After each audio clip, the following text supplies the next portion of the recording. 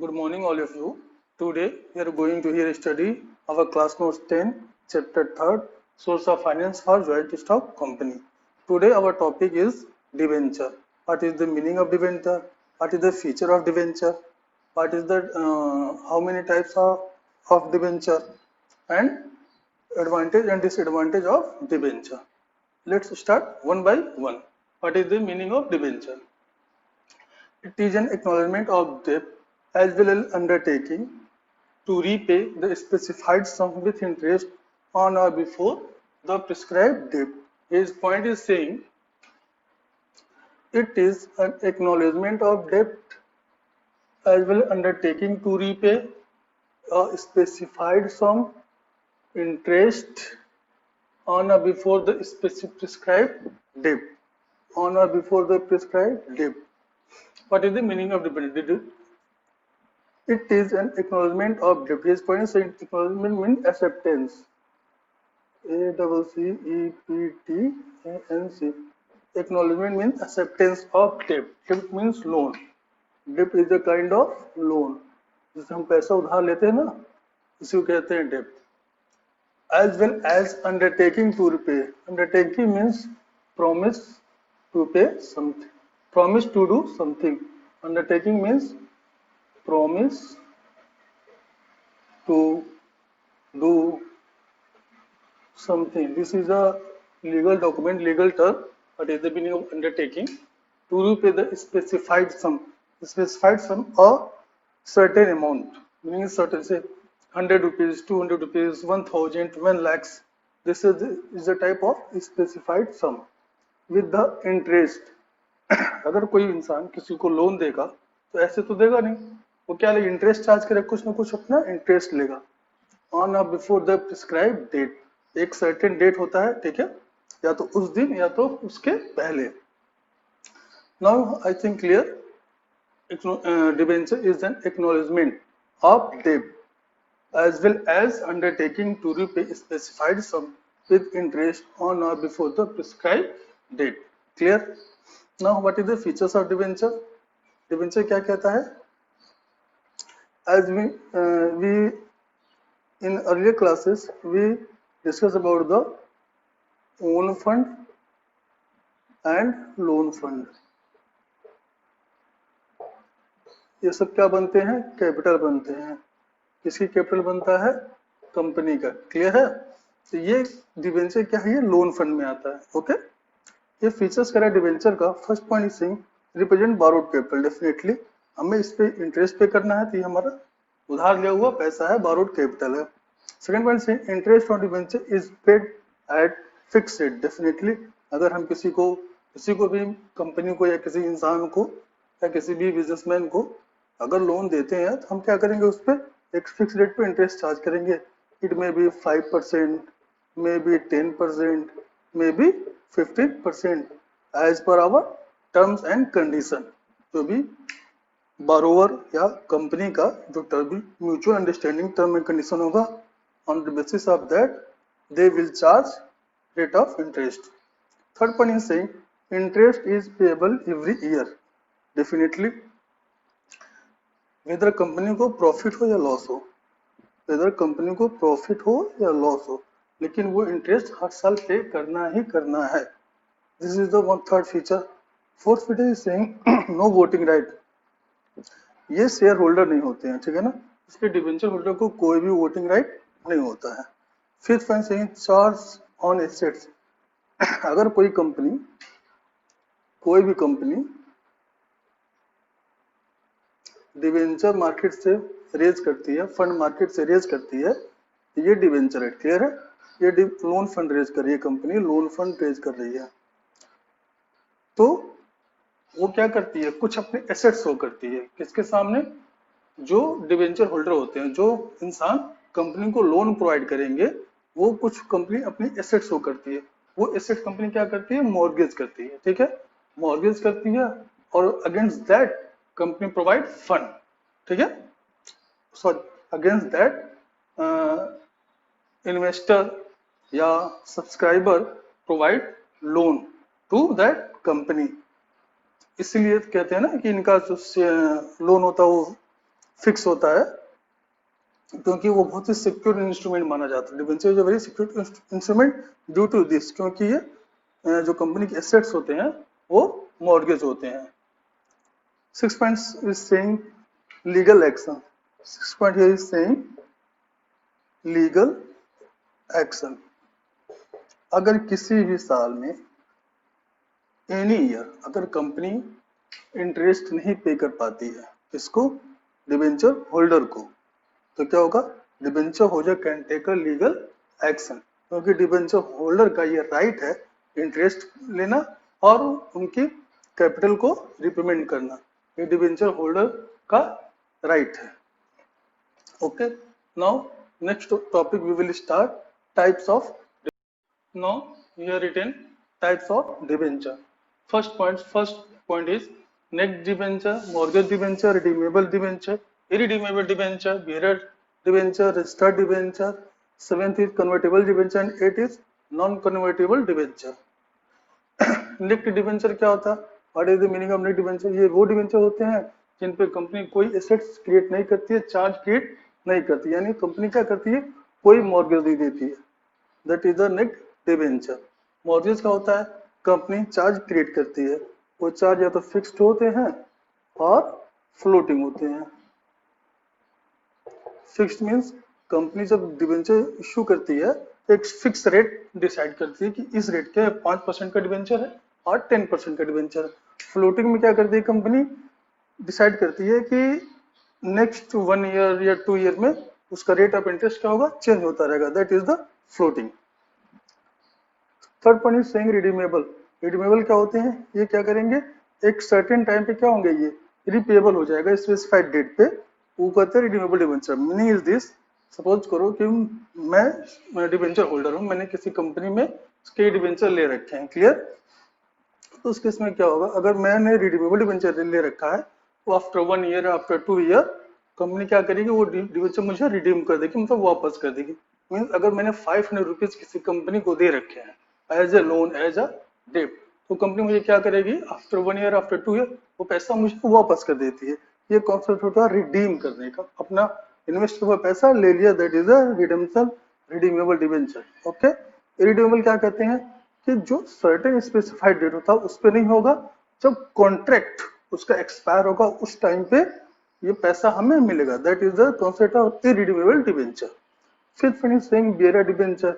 ये कह रहे हैं कि बियरर डिबेंचर वो डिबेंचर होते हैं जिसमें डिबेंचर होल्डर के रजिस्टर में कोई रिकॉर्ड नहीं होता है, कि जब चाहे कंपनी वो पैसा डिबेंचर होल्डर को वापस कर सकती है, या डिबेंचर होल्डर जब डिमांड करेंगे तो उनको पैसा वापस कर देंगे, that is the bearer debenture. कोई रिकॉर्ड नहीं होता है रजिस्टर में, डिबेंचर होल्डर के रजिस्टर में। 6 point is saying registered debenture. Registered debenture means इनका जो रिकॉर्ड होता है डिबेंचर होल्डर के रजिस्टर में इनका रिकॉर्ड होता है, ठीक है ना, this is the registered debenture. 7 point is saying convertible debenture. Meaning is this, ये डिबेंचर एक स्पेसिफाइड टाइम पे इक्विटी शेयर में कन्वर्ट हो जाते हैं, that is the concept of convertible debenture. Now 8 point is saying non convertible debenture. Meaning is this, ये जो share होते हैं इक्विटी शेयर में कन्वर्ट नहीं होते हैं किसी भी डेट पे, इनका जब एक इनका जो टाइम डिसाइडेड होता है which is decided by company, जब वो एक्सपायर होता है वो टाइम, तो इस डिबेंचर होल्डर का पैसा इनको वापस मिल जाता है। Okay, this is a type of debenture. Now next point we will start about what is the advantage and disadvantage of debenture. Now और this point is what is the advantage of debenture. Meaning is the advantage of debenture from the viewpoint of company and shareholder. Company debenture issue करती है और debenture holder क्या हो करते हैं, company को fund provide करते हैं, ठीक है ना, अभी तो ये लोन होता है। अभी क्या हम फर्स्ट पॉइंट कह रहे हैं, appeal to cautious investor. Definitely जो इन्वेस्टर ये चाहता है कि उसका फंड सिक्योर हो, सेफ हो, ठीक है ना, जो ट्रेडिशनल टाइप के इन्वेस्टर होते हैं वो क्या करते हैं, डिबेंचर बाई करते हैं। ये किस डिबेंचर होल्डर के लिए फायदा है, उन डिबेंचर होल्डर के लिए फायदा है जो चाहते हैं कि उनका रिटर्न जो है सेफ हो। Okay, appeal to cautious investor. Second point है regular return. Meaning is this, company को प्रॉफिट हो या न हो, कंपनी को क्या करना, company have obligation to pay interest to their debenture holder, इसलिए कहते हैं ये हमेशा इनको रेगुलर रिटर्न मिलता रहता है। Third point is safety of investment. Definitely जब कोई कंपनी शेयर डिबेंचर इशू करती है, ठीक है, तो वो डिबेंचर इशू करती है तो वो क्या करती है, वो कुछ ना कुछ शेयर अपने एसेट्स, कुछ ना कुछ अपने एसेट्स मॉर्गेज करती है, ठीक है। तो मॉर्गेज करती है तो ये इन्वेस्टर क्या होते हैं, एकदम सेफ होते हैं, तो उनका फंड डूबने वाला नहीं है। इन फ्यूचर कभी भी कंपनी अगर वाइंड अप होती है या किसी भी रीजन से क्लोज होती है, शट डाउन होती है, तो सबसे पहले किसको पेमेंट मिलेगा, डिबेंचर होल्डर को। ये क्या होता है, ये डिबेंचर का मेरिट है कि डिबेंचर का होल्डर का जो इन्वेस्टमेंट होता है, जो फंड वो इन्वेस्ट किए होते हैं कंपनी में, उनके इन्वेस्टमेंट सेफ होते हैं, ठीक। Now come here, what is the benefit of company point of view. First one is saying economical source, meaning is this like equity share या प्रेफरेंस शेयर्स, इसमें बहुत ज्यादा लीगल कंप्लायंसेस या प्रोसीजर, बहुत सारे प्रोसीजर फॉलो नहीं करने होते हैं, जैसे अंडर राइटिंग कमीशन या पेपर में ज्यादा एडवर्टाइजमेंट निकालना या मिडिल मैन थर्ड पार्टी से कांटेक्ट करना, ठीक है ना, इन सब चीजों की जरूरत नहीं पड़ती। कंपनी का एसेट्स हो, वो एसेट्स अपने मॉर्गेज करती है और सिंपली डिबेंचर इशू कर देती है। Second point saying freedom of management. ये फ्रीडम ऑफ मैनेजमेंट कैसे होता है, क्योंकि ये शेयर होल्डर होते नहीं है, कंपनी के डिबेंचर होल्डर होते हैं, यानी कंपनी को लोन प्रोवाइड करते हैं, तो इनको कोई वोटिंग राइट नहीं होता, डिबेंचर होल्डर को कोई भी वोटिंग राइट नहीं होता है। इस वजह से डिबेंचर होल्डर कंपनी के मैनेजमेंट में कभी भी इंटरफेयर नहीं कर सकते हैं। तो जो कंपनी का मैनेजमेंट क्या होता है, वो फ्री होता है उनको कोई दिक्कत नहीं होती है डिबेंचर होल्डर से। Third point trading on equity. Point is किसी भी कंपनी में अगर कंपनी का केवल खुद का कैपिटल या किसी भी बिजनेसमैन का, अगर बिजनेसमैन अपने सोर्सेस से सारा का सारा पैसा अपने बिजनेस में लगाता है, तो ये जनरली बिजनेस के लिए बहुत अच्छा नहीं माना जाता है। ये कॉम्बिनेशन माना जाता है कि कुछ अपने पैसा बिजनेस में लगाए और कुछ फंड मार्केट से लोन ले, या बैंक प्रोवाइड करे या कोई और प्रोवाइड करे, ठीक है ना। तो ये करें ट्रेडिंग मीन्स इनका जो कैपिटल स्ट्रक्चर होता है वो बहुत साउंड होता है, जिनका कॉम्बिनेशन ओन फंड और लोन फंड का होता है, इसलिए कंपनी को फायदा मिलता है कंपनी के अर्निंग में। Fourth point saying flexibility. Definitely जैसा हमने टाइप्स ऑफ डिबेंचर में पढ़ा कि कंपनी जब चाहे तो पैसे वापस कर सकती है, डिबेंचर होल्डर को वापस, रिडीमेबल डिबेंचर के केस में कंपनी वापस कर सकती है, या कन्वर्टेबल डिबेंचर के केस में कंपनी शेयर को इक्विटी शेयर में कन्वर्ट कर सकती है। तो the fourth point is flexibility, इस तरह से कंपनी को फ्लेक्सिबिलिटी होती है। Fifth point saying tax relief. Tax relief meaning is this, company को प्रॉफिट हो या न हो, कंपनी को इंटरेस्ट पे करना ही करना है, तो कंपनी के प्रॉफिट एंड लॉस में से टैक्स को डिडक्ट किया जाता है। कंपनी का जब भी नेट प्रॉफिट निकालते हैं, तो जो इंटरेस्ट पे करते हैं डिबेंचर होल्डर को, उस इंटरेस्ट को लेस करने के बाद से प्रॉफिट निकालते हैं। फिर कंपनी को क्या होता है, इससे टैक्स में रिलीफ मिलती है, मानी इसका प्रॉफिट कम हो जाता है तो कंपनी को टैक्स कम पे करना पड़ता है, और कंपनी के पास एज ए डिबेंचर कैपिटल भी आ जाते हैं और कंपनी अपनी काम भी कर लेती है। तो this is the fifth merits और advantage of debenture. Now we will start what is the disadvantage of debenture. Now we will speak about what is the disadvantage of debenture in company point of view and in debenture holder point of view. What is the disadvantage of debenture in debenture holder point of view and company point of view? Now your first point saying no voting right. Definitely debenture holder को कोई voting right तो होता नहीं है, जब सारा voting right किसके पास होता है, शेयर होल्डर के पास, mean equity share and preference share holder के पास। तो ये क्या होते हैं, बेसिकली डिपेंडेंट होते हैं किस चीज पे, शेयर होल्डर पे डिपेंडेंट होते हैं। तो शेयर होल्डर जैसा चाहते हैं वैसा कंपनी को रन करते हैं, तो ये इनको that is the one of the demerit of debenture holder. Second point कह रहा है हाई यूनिट प्राइस। वो डिवेंचर होल्डर जो ये चाहते हो कि जैसे बहुत छोटे टाइप के डिबेंचर की यूनिट प्राइस ज्यादा होने की वजह से जो बहुत छोटे इन्वेस्टर होते हैं, वे शेयर को, वो डिबेंचर को नहीं ले सकते हैं, परचेज नहीं कर सकते हैं। तो this is the second demerit. लो मतलब जो इन्वेस्टर जिनके पास पैसे कम होते हैं वो ये डिबेंचर नहीं ले सकते हैं, this is the second demerit. Now third point is unattractive. वो इन्वेस्टर जो ये चाहते हैं कि उनके जो भी उनका इन्वेस्टमेंट हो वो इन्वेस्टमेंट एप्रिसिएट करे ज्यादा से ज्यादा, उनके लिए ये नहीं है, क्योंकि ये ज्यादा अट्रैक्टिव नहीं होता, ये सिर्फ एक इंटरेस्ट मिलता है और एट द टाइम और लास्ट में इनका कैपिटल मिलता है। तो ये अनअट्रैक्टिव होता है उन इन्वेस्टर के लिए जो इन्वेस्टर ये चाहते हैं हाई रिस्क लेना चाहते हैं। Okay, so this is the third demerit of debenture holder.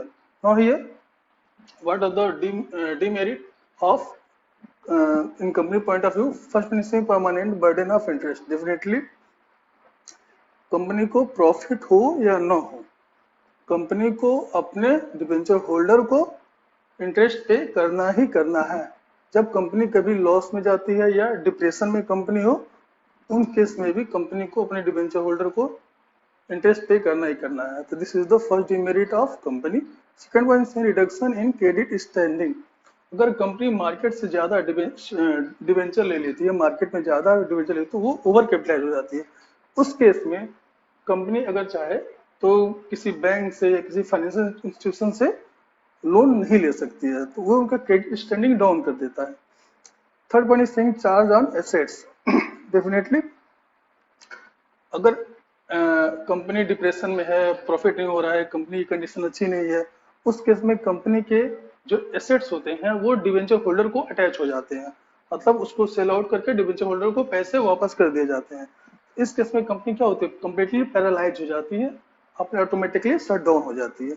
This is the third demerit of debenture. Fourth point से रिडक्शन इन डिविडेंड। डेफिनेटली सारे एक्सपेंस से डिडक्ट करने के बाद से हमारा नेट प्रॉफिट निकलता है, और डिविडेंड क्या होता है कि एक प्रॉफिट का पार्ट होता है जो शेयर होल्डर को दिया जाता है। ठीक है, तो अगर इंटरेस्ट ही लेस कर देते हैं नेट प्रॉफिट में से, तो हमारा नेट प्रॉफिट कम हो जाएगा। जब नेट प्रॉफिट कम हो जाएगा तो ऑटोमेटिकली डिविडेंड भी कम मिलेगा शेयर होल्डर को। Okay, this is the fourth demerit of debenture in company point of view. Okay, now we will discuss our next video in our next class. Thanks.